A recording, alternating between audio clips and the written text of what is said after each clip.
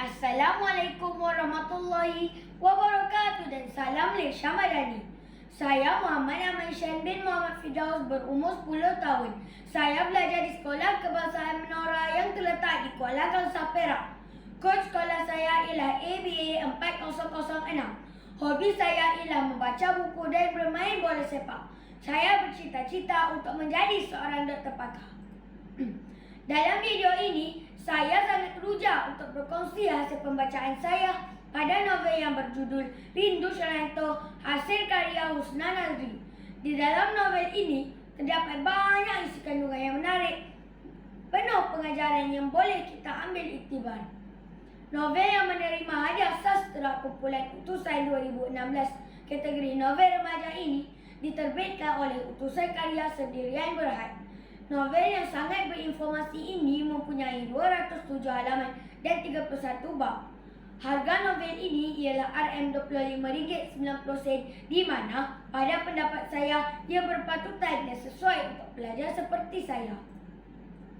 Saya tertarik pada tema utama yang terdapat di dalam novel Rindu Shananto ini, iaitu kepentingan ilmu, adab, azam, matlamat dan cara dalam menggalas tanggungjawab yang besar demi agama, bangsa dan negara.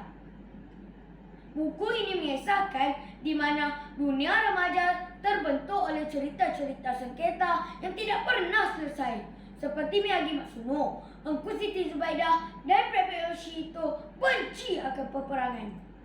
Kisah ini bermula apabila tanah Melayu dijajah oleh tentera Nippon pada tahun 1941 setelah dua kapal laut British yang menjadi pertahanan terakhir tumpas di dasar Laut Kuantan. Semboyan perang berakhir, tanda empayar bersekutu British di bumi Malaya tamat. Tanah ini mula bergelar Shananto yang bermaksud cahaya Pulau Selatan, pulau cantik dan tenang yang sentiasa dirindui mereka. Buku ini juga menekankan cara pemikiran yang sama di antara dua watak utama, Engku Siti Zubaidah yang bersahabat dengan Prabu Yoshito yang pada masa itu ditugaskan untuk menjaga keamanan di bumi Shananto. Berikutan kepribadian yang telah ditunjukkan oleh Prabu Yoshito dan Prabu Hiroshi di perkampungan itu, masyarakat kampung terutama keluarga Engku Siti Zubaidah berjaya mengurangkan perselisihan faham yang terjadi antara tentera Nippon dan masyarakat sejagat. Justru saya menyanjungi nilai persahabatan tanpa mengira kaum, bangsa dan agama sesuai dengan surah Al-Hujurat ayat 13 yang bermaksud, wahai manusia, sesungguhnya kami telah ciptakan kamu dari seorang lelaki dan seorang perempuan, dan kami jadikan kamu berbangsa-bangsa dan berpuak-puak supaya kamu saling mengenal. Sesungguhnya sebaik-baik kamu di sisi Allah ialah yang paling bertakwa di antara kamu. Seperti Prabu Yoshito, Engku Siti Zubaidah juga berpegang kepada prinsip di mana keamanan boleh tercapai tanpa peperangan.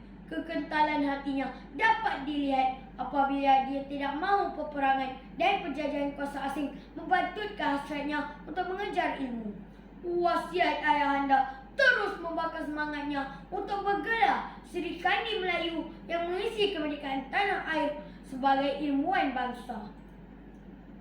Hanya dengan ilmu pengetahuan dapat mengubah bangsa yang sekian lama terjajah, kerana semakin berilmunya sesebuah bangsa, maka semakin kuatlah mereka bersatu padu untuk menagih janji kemerdekaan dan kebebasan mutlak penjajah. Rakan-rakan sekalian, di sebalik kehilangan seorang demi seorang insan tersayang bukan penyebab untuknya kecewa dan patah hati.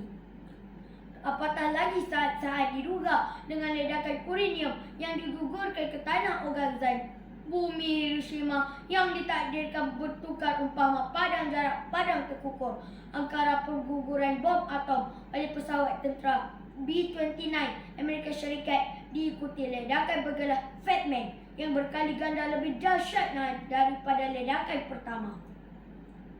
Engku Siti Zubaidah tetap menjadi wanita terawal menyahut cabaran bergelar Sri Kandi yang melanggar dasar dan perundangan tertinggi tanah air.